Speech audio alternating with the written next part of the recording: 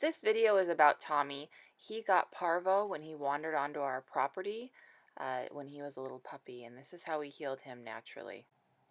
And I do know that this is one of my longer videos. I don't normally make them this long, but there was so much information about healing. And since you're going to be giving your dog 24-hour care for the next 5 to 7 days, it's really worth it to, grab a cup of tea, sit down, and just really digest this information, take it in, watch the whole video, research any things you've never heard about, check the comments below in my description, and I'll put a whole bunch of really useful links. After all, your dog, your little puppy, is so worth it.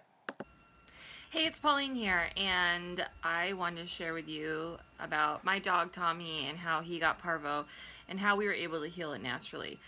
We've always been a supernatural family. I have a video I talk about where we heal an abscessed tooth naturally. The key is always, of course, preventing it. The immune system is incredibly strong, and I have found that 99% of all diseases and illnesses can be prevented by a super healthy diet and lifestyle, plant-based diet, lots of sunshine, fresh air, feeding dogs the highest quality food you can afford, especially some that has fruits and vegetables in it. Look at the ingredient list. That's so important. A lot, because dogs are omnivores. I've had dogs all my life, and I've always had orchards and vineyards and nut trees and gardens and grass, and I've never seen a dog that didn't feast on all of it. Of course they love meat, and of course they are made and designed to eat meat, but they also need their plants, so don't deprive them of that. Make sure that's a priority in your dog feed. Buy the highest quality you can. So our little Tommy, one day, he came inside and was walking so slowly. It was in the morning. At first I was a little concerned, like, what is wrong with him? He was drinking water, so I knew it wasn't rabies or something. But he just was like so lethargic and slow. And we have a lot of ground squirrels, and he's an excellent ground squirrel chaser and killer. So I thought, well, maybe he ate a really bad one, because some of them have gotten some flies on them from being left out where he didn't finish them, and they're just dead. And maybe he found a really gross one. Well, that wasn't the case. I started researching it, and I kind of just had a hunch, because he's a little baby puppy, that maybe he got parvo. Parvo takes 5 to 10 days to incubate. So once you actually see the symptoms, they contracted it 5 to 10 days earlier. The dogs, we live on 5 acres in the middle of nowhere, and then there's no way to keep the dogs completely penned in, short of like a giant fence. And I want them to be able to roam on the 5 acres. That's their job. So occasionally they will leave the property and go find trash that people leave out here in the middle of nowhere. It's so annoying. And they bring back shoes and all sorts of weird things. So I'm wondering if maybe there was a shoe that had stepped in infected dog feces, because it's highly, highly contagious. However he contracted it, who knows? We don't know. And like I said, he just showed up so lethargic. So it's super crucial. If you assist your dog and help treat your puppy, they have like a 90% chance of surviving parvo. If you do nothing, like if you just give them a bowl of water and let them rest, they may not make it, is what I've read. I've done about 3 hours of research on this. Sitting nursing a baby, just reading and reading and trying to understand. So I'm going to give you a synopsis of what I learned and how we were able to fight it naturally. So the parvovirus is a virus. Like any virus, it cannot be treated with medications. We personally in our family don't use medications for anything. Medications are highly acidic. They never cure the disease. They only address the symptom or the illness. So they never actually fight it in the way your immune system does, where it cures your body of it. They just alleviate the symptoms, is what medications do. So they're not really truly helpful. They don't actually bolster your immune system. So to be clear what medications do, and they're also highly acidic, so they're really actually bad for your body. They're super bad. Every medication you take is toxic to your kidneys. So with that said, I take medications very seriously. And one time I ever took my daughter to a doctor, I said, does she need medication for this? Is it life-threatening, or will it cause her permanent harm? That's the only 2 times I'll ever consider medications. And in what we've learned about health and diet, we've never had to go again. So obviously prevention is worth a pound of cure. An ounce of prevention is worth a pound of cure, is what they say. So same with keeping your dog healthy. back to what I was saying. So it's a virus. There's two huge problems with parvo. So they get the virus. Obviously, their immune system's compromised. If they have a bacteria illness that comes upon them, or they get worms, or they anything like that, they don't have, their immune system is already fighting parvo. It can't stand to fight anything else. The other problem is if they get dehydrated. Day 4.5, like halfway through the day, he stopped drinking water. And you can tell if they're dehydrated by pulling the back of the scruff of their neck. If it goes down real slowly like this, that's dehydration. It should just go back. Or if you look at their gums, they feel and look dry. They're getting whitish or grayish. They should be pink like a dog's normal gums. Look at your dog's gums to see what they look like. That's how they should look. So those are two signs of dehydration. Tommy had the scruff going back really slowly, and he was turning into a skeleton for sure. So because he wasn't eating.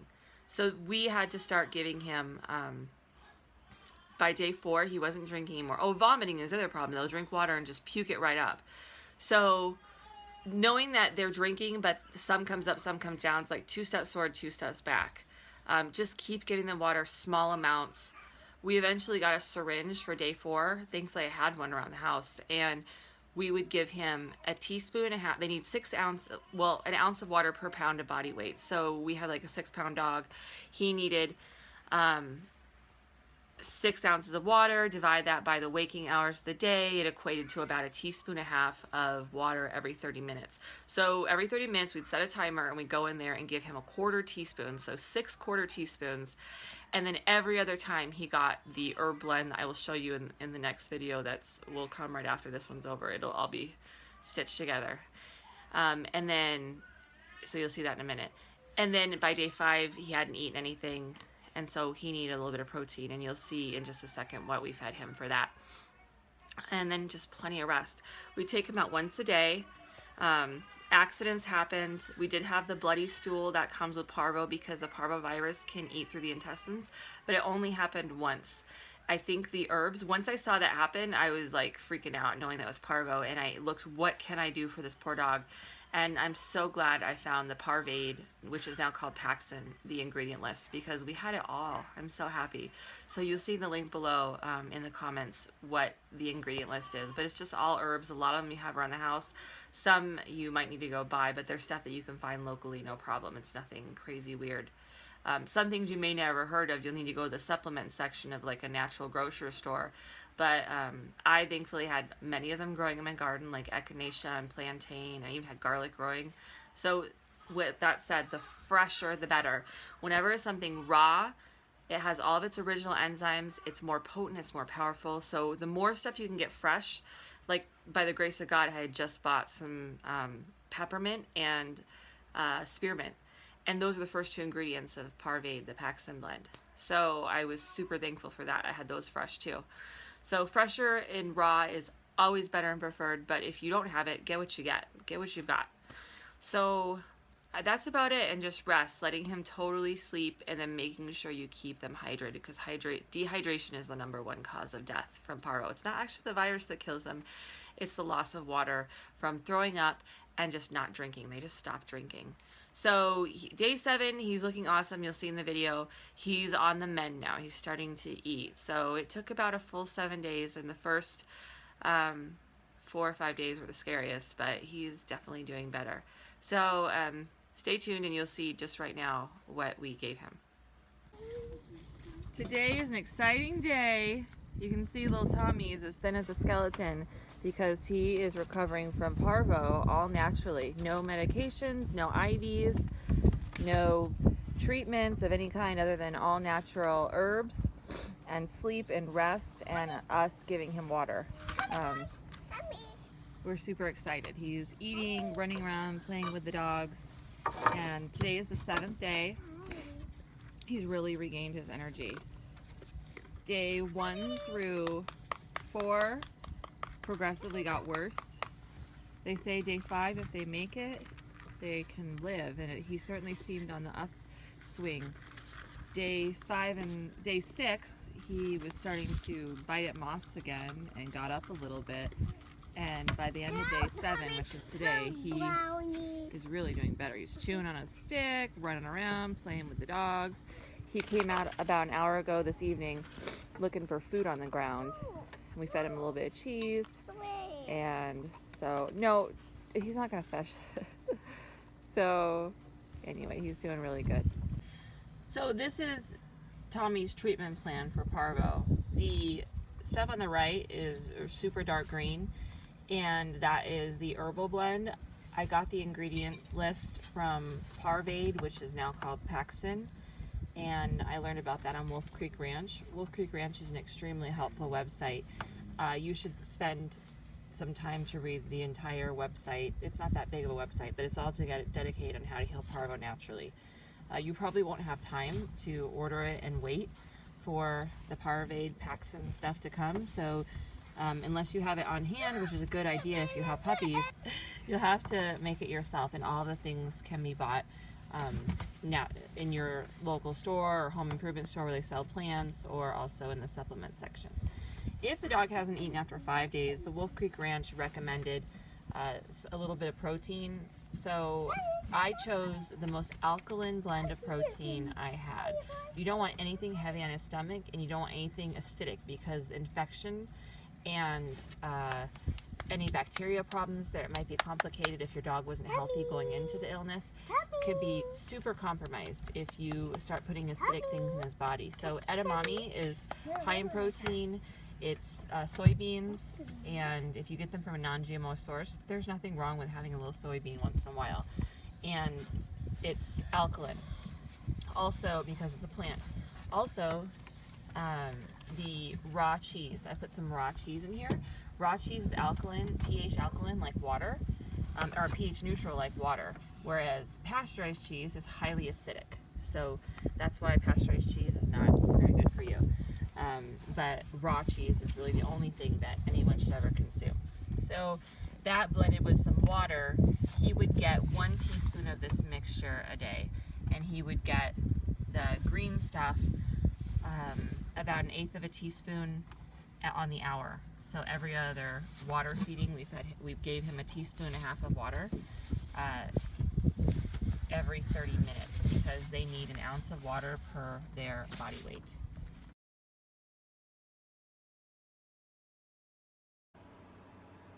So these are some of the herbs that we will be using in this blend. The flowers, we're just going to pick off the blossoms. A very soothing and healing herb. It helps promote sleep. These little seed heads were a blossom. Now they're a seed head, and they're fine too. You can stick those in. We just don't really need the leaves. I'm sure the leaves have great properties, but the blossoms are what's typically used. Even an unopened blossom like this is great. And if you get a little leaf in there like that, no big deal. Next up is the olive leaves. They're anti-inflammatory, they're a powerhouse of healing, and they're also very antibacterial, antiviral. Next up is parsley. This is probably one bunch from the store. I have this growing in my garden, so I'm going to use what I have naturally growing here. And the stems are soft, so you can just throw the whole thing in. Just shove it down towards the blades. This is lemon balm. Apart from being super nutritious, it also is a relaxant. It helps soothe a sore throat, it helps with coughing, and it helps to get sleep when you need it. Just kind of relaxes muscles in that way, so it helps with spasms. The stems are pretty soft too, so I'll just throw the whole thing in. But if you have a lower power blender, I'm using the Crazy Vitamix. You can always just pick the soft leaves off and leave the stems. These leaves, a little bit frostbitten, are Echinacea. There's 2 different kinds, Purpurea and Augusfolia. Both are very powerful. Augusfolia is the one traditionally used in herb teas. In the labs, it's shown to be a little more potent. But this is a powerful immune booster. It activates cells that fight bacteria, fight infection. It's an incredible herb. So there's the lemon balm on the right and the Echinacea on the left. And I should say about the Echinacea too, the roots are what's most powerful, but you sacrifice a lot. Obviously, you have to kill the whole plant. Oh, hello, we're going to get a little protein and bug in there too. That's all right. Do you see that bug moving? Oh my goodness. Anyway, so the Echinacea is super powerful and a great herb to use. The leaves have a lot of potent power potent properties, as well as the flowers do too. The whole thing is just a great plant. Last up is plantain. This is the broadleaf plantain. There's a narrowleaf plantain as well. I'm sorry, this is the narrowleaf plantain. There is also a broadleaf, and both of them are equally effective. It's a powerful astringent. It pulls out the bad stuff in your body. It helps reduce the mucus, like if you have a really mucus forming type illness, or you've got a lot in your respiratory tract. It's just, again, super nutritious. You could just eat the leaves. And I should say all of these herbs that we've done are totally fine for dogs. I've used, obviously they healed my dog from Parvo, and I've researched them to be safe. Now we're gonna add just enough water to make this go. The powerful blades in the Vitamix will really just pulverize this. So looking at the marker right here, I'll probably add, that big tick mark is 1 cup. I'll start with 1 cup and I'll go to 2 cups if it needs it, but basically just using as little amount of water as possible, just kind of dribbling it through the top until I get a puree, and then we'll strain it. So let's go ahead and turn it on. It's about to get loud. So I turned it off so you can hear me. With a Vitamix, I can actually plunge this down while the machine is going, just to keep it down near the blades. The plants are going to release a lot of liquid too, so I may not need to add more liquid. Right now it's 1 cup. I'll let you know where we get. Oh, I forgot the honey. When I add the honey, that's definitely going to be more liquid, so it should be fine. I'm going to add 2 tablespoons of honey.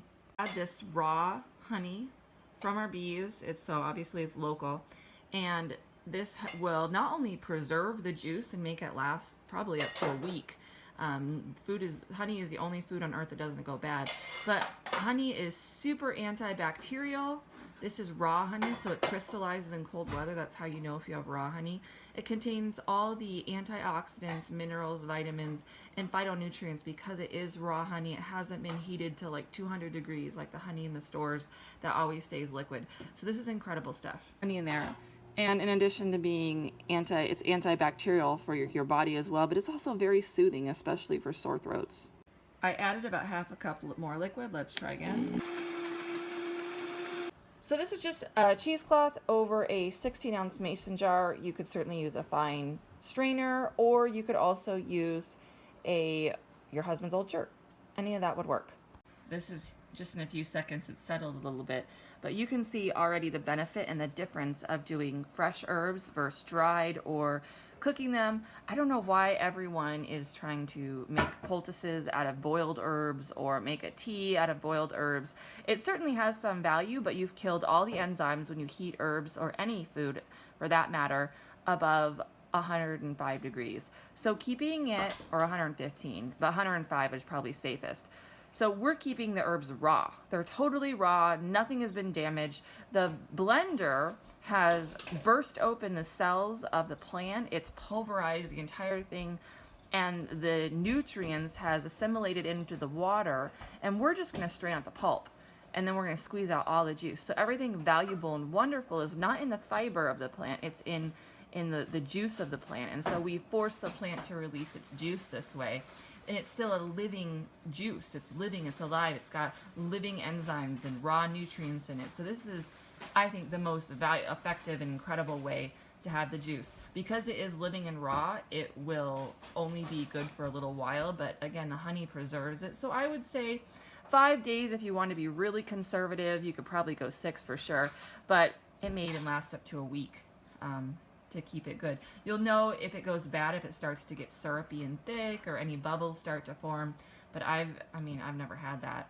It goes on day 6 and it still looks exactly the same. That honey is a really powerful preservative.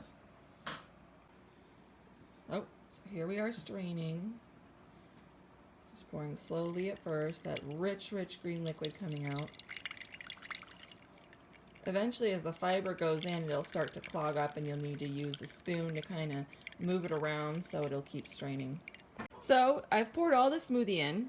Most of it has dripped down in the bottom, but there's a lot of juice still in this fiber. And you can let it drip, or if you want to hasten the process, you can gently squeeze it out. But you don't want to get any of the fiber. You want it just to be a juice. So I'm just going to gently squeeze the juice. If I squeeze too hard, you actually could probably get some of the fiber. So just really gently squeezing the juice out. And this is going to make a full cup of juice. Okay, there we go. So this is a 2-cup jar up to the rim. And as you can see, it made a little more than 1 cup. So this is a dark, dark green, super nutrient-filled juice. I added an extra half a cup of water that I probably didn't need, but it was a little harder filming with video, so I was just trying to get it to go. But knowing that it has a little more water than normal, I can do even more. I might normally do half a teaspoon, but I can probably do even more because it's a little more water-based. So the more potent it is, do half a teaspoon. If it's more water, maybe 3/4 teaspoon. But I would give this to the dog or human. This is perfectly suitable for a human. Give this to your dog 4 to 8 times a day, or whenever you. I mean, what I did with the Parvo was I researched how much liquid the dog needs. So with Parvo, it's really important that your dog is hydrated. They will die sooner of dehydration. They may throw this up. That's okay. Just keep giving them. Just keep on it. And we even scored some green blend in his water dish that he had free access to. We changed that daily. We had food available in case he wanted it. But we just made sure, based on his body weight, I figured out how much water. You can find this information on the internet. Based on your dog's body weight and his size, how much water does he need to be drinking daily? And then also you can test his skin. There's a skin test by pinching his neck and how quickly his skin goes back down to see if he's hydrated. That is going to be the most crucial thing. And then the herbs will not only hydrate them, because look, it's obviously all liquid, but it's going to have powerful immune boosting properties to heal your dog and make your dog fight off the illnesses. So this is the syringe. With my little dog, you're going to see him in a minute, we did, like I said, the 1/4 teaspoon mark, just because that's all his body really could handle, and he pretty much wouldn't throw that much up. But if your dog's sick with something else, you could do half a teaspoon. If it's a large dog, you could do a full teaspoon. So you just kind of need to gauge that and figure that out. But the key is to get the right amount of liquid in with Parvo. You really want that liquid in. If your dog has coughing or spasms and you're using the blend for something like that, just every time they're having a problem, give them some liquid. It's so soothing. So I just dip this in, pull the thing up, and so right there I've got half a teaspoon. So let's show you how I would give it to Tommy. He's perfectly well now, but this is great for even a well dog. Just like once a day, it would keep them immune. And squirt it right in the back. Tommy!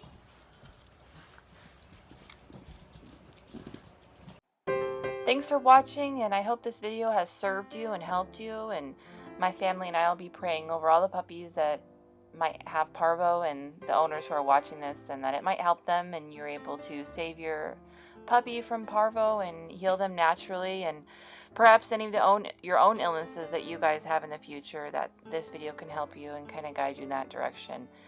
Don't forget to give a thumbs up if you like this video or learn something new, and also click subscribe for more videos. I do lots of videos on natural healing and health and all that kind of thing. Thanks again for watching, and I hope you have an awesome day.